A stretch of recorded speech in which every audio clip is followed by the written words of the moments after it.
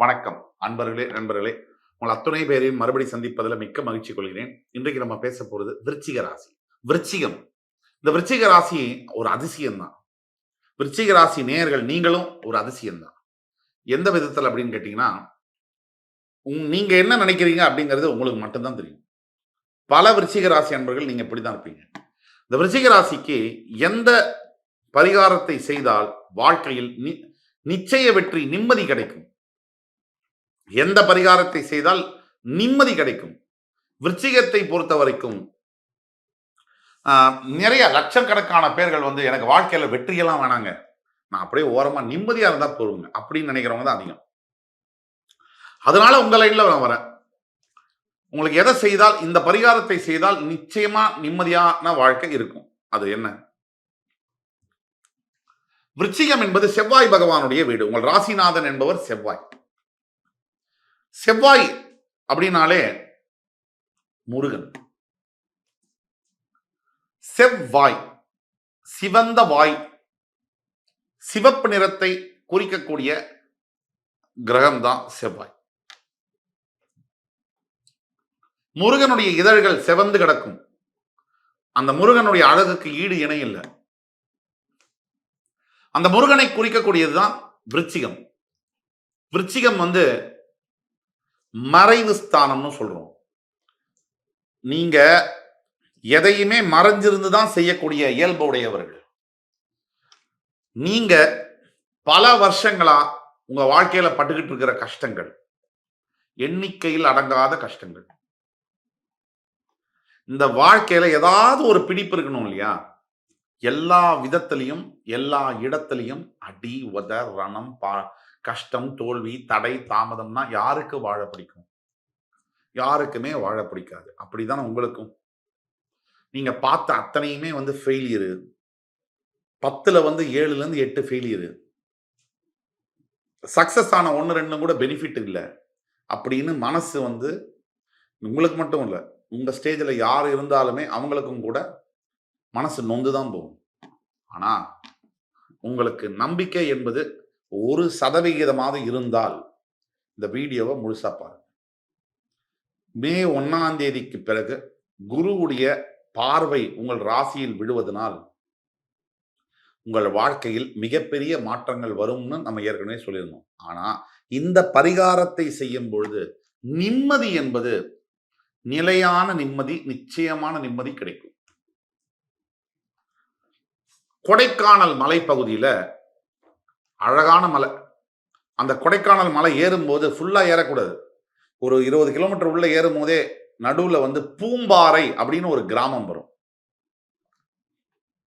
இந்த அழகான பூம்பாறை கிராமத்துல நீங்க எல்லாம் கேள்விப்பட்டிருப்பீங்க. பழனிமலை முருகன், பிரசித்தி பெற்ற முருகன், ராஜ தண்டாயுத பாணி. அந்த பழனிமலை முருகனுடைய சிலை என்பது போகர் அப்படிங்கிற சித்தர்னால வடிவமைக்கப்பட்டு உருவாக்கப்பட்ட நவபாஷான சிலை. நவபாஷானம்னா 9 வகையான கொடிய விஷம். அது பாம்பு, கருநாகத்திலிருந்து மற்ற செடி கொடி மூலிகைகளிலிருந்து இப்படி 9 வகையான கொடிய விதமான விஷங்கள்னால செய்யப்பட்டதுதான் அந்த சிலையானது. இது எல்லாருக்குமே தெரியும். ஆர்கியலாஜிக்கல் டிபார்ட்மெண்ட்டும் அதை உறுதி செஞ்சிருக்காங்க. ஆனா என்ன ஒரு அதிசயம், அந்த நவபாஷான சிலை மேல, சிலையோட அளவே உள்ளதான் பழனிமலை முருகன், அந்த நவபாஷான சிலை மேல அபிஷேகம் செய்யறாங்க. தினமும் 3 முதல் 4 முறை அபிஷேகம் செய்யறாங்க. ஒரு மாதத்துல 180 முறை அபிஷேகம் நடக்குது. ஒரு வருஷத்துல 1800 தடவைனா எத்தனை ஆண்டு காலமாக எத்தனை ஆயிரக்கணக்கான தடவை அபிஷேகம் செய்திருக்காங்க. அத்தனை தடவை அபிஷேகம் செய்து அந்த சிலையிலிருந்து அந்த அபிஷேகத்தை வலிச்சு எடுத்து பஞ்சாமிரதெல்லாம் எடுத்து மக்களுக்கு கொடுத்து அந்த பஞ்சாமிரதத்தை ஜனங்க சாப்பிடும் பொழுது அதிசயத்தை பார்க்கணும். தீராத நோய்கள், தீராத பிணிகள், உடம்புல உள்ள எத்தையோ பெரிய வியாதியும் தீருது. அந்த சிலை நவபாஷான சிலை. இப்படி புதைந்து இருக்கக்கூடிய பல மர்மங்கள்ல, சித்தர்களுக்கு தெரிந்த யோக மர்மங்கள்ல பழனி பகவானுடைய சிலையும் ஒன்று. அந்த பழனி சிலை நவபாஷான சிலைனா அதே போகர் சித்தர் அந்த பழனியுடைய சிலையை நிறுவுவதற்கு முன்னாடி 10 பாஷான சிலையா ஒரு முருகனுடைய சிலையை நிறுவனம் செய்திருக்கிறார். அந்த சிலையுடைய பெயர் குழந்தை வேலப்பர்.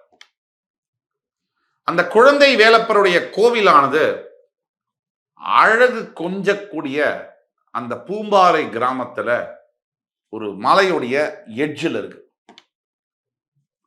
அந்த கோவில் உள்ள நுழையும் போது, நான் அந்த கோவிலுக்கு போயிருக்கேன், 3 தடவை போயிருக்கேன்.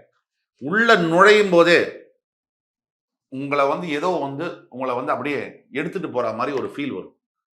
முருகனுடைய அருளும் முருகப்பெருமானுடைய அந்த அவருடைய பவர் அதை நீங்க ஃபீல் பண்ணுவீங்க.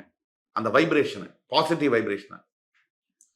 மிகப்பெரிய சவாலில் நான் இருந்தபோது அந்த பூம்பாறை கிராமத்தில் இருக்கக்கூடிய குழந்தை வேலப்பர் கோவிலுக்கு சென்ற போது என்னுடைய வாழ்க்கையில் மிகப்பெரிய திருப்பம் என்பது வந்தது. நான் விருச்சிக ராசி அல்ல, இருந்தாலும் கூட எனக்கு அந்த திருப்பம் வந்தது. ஆனால் பல விருச்சிக ராசி அன்பர்களுக்கு இந்த ஸ்தலமானது வாழ்க்கையில் விடிவை ஏற்படுத்தி இருக்கிறது. இந்த விருச்சிக ராசியில் பிறந்தவர்களுக்கு இந்த பூம்பாறை கிராமத்தில் இருக்கக்கூடிய முருகன் சிலையானது 10 பாஷான சிலை, குழந்தை வேலப்பர் சிலை. இந்த சிலையை நீங்கள் வணங்கும் பொழுது பூம்பாறை கிராமம், அந்த கோவிலே ஒரு அழகு கொஞ்சக்கூடிய ஒரு கோவில். அழகு அப்படி ஒரு அழகான கோவில். அந்த கோவிலிருந்து வியூ பார்த்தீங்கன்னு சொன்னா அந்த கொடைக்கானல் இருக்கக்கூடிய மலைகள் ஒரு 10-15 மலைகள் தெரியும். அப்படிப்பட்ட ஒரு அழகான கோவில். பிரசித்தி பெற்ற கோவில் அல்ல. ஆனா பழனி மலைக்கு போகர் சென்று பழனியில் இருக்கக்கூடிய சிலையை நிறுவனத்தின் செய்யறதுக்கு முன்னாடியே இந்த கோவில்ல அந்த 10 பாஷான சிலையை அவர் நிறுவித்திருக்கிறார், ஸ்தாபித்திருக்கிறார். இந்த அளவுல ஒரு பழமையான கோவில். பல காரணங்களுக்காக பழனிமலை எந்த அளவுக்கு பிரசித்தமோ அந்த அளவுக்கு இது பிரசித்தி பெறலனாலும் கூட அந்த முருகனுடைய ஒரு 1.5 அடி 2 அடி சிலை, அந்த சிலையை நீங்க பார்க்கும் பொழுதே அந்த நொடியே உங்களுடைய உடம்புல ஆத்மால மிகப்பெரிய சேஞ்சஸை நீங்க பார்க்க முடியும், உணர முடியும். எப்ப உணர முடியும்னா, விருச்சிக ராசி அன்பர்கள் உங்கள் பக்தியில முழுமையான பக்தியோடு அந்த முருகனை பூம்பாறையில் சென்று தரிசிக்கும் பொழுது உகந்த நாட்கள் எது?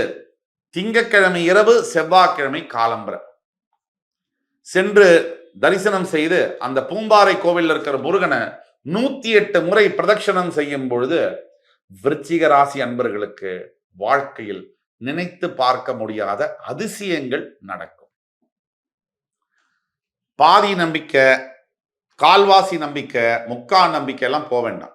முழுமையான நம்பிக்கையோட நம்பினார் கெடுவதில்லை, இது 4 முறை தீர்ப்புங்கிற மாதிரி முருகனை நம்பி நீங்க போனீங்கன்னு சொன்னா உங்களுக்கு வாழ்க்கையில எப்பேற்பட்ட பிரச்சனைகள் இருந்தாலும், கணவன் மனைவி பிரச்சனையிலிருந்து ஆரம்பிச்சு ஆரோக்கிய பிரச்சனையிலிருந்து, பண பிரச்சனையிலிருந்து, வீட்டில் இருக்க ஒரு தொந்தரவுல இருந்து, உடல் ஆரோக்கியம் பிரச்சனையிலிருந்து, எந்த பிரச்சனைகள் இருந்தாலும் கூட அந்த கோவிலுக்கு போய் வரும்பொழுது உங்களுக்கு மிகப்பெரிய சேஞ்சஸ் இருக்கும். இது சத்தியம். ஆக விருச்சிக ராசி அன்பர்கள் இந்த வாய்ப்பை பயன்படுத்தி கொண்டு பயனடைய வேண்டும் என்ற முழு ஆசையுடன் விரும்பி கேட்டுக்கொள்கிறேன். அடுத்து வரும் காணொலியில் உங்கள் அத்துணை பேரையும் சந்திக்கும் வரை உங்களிடமிருந்து விடைபெறுவது உங்கள் சுபாஷ் பாலகிருஷ்ணன். நன்றி, வணக்கம், வாழ்க வளமுடன்.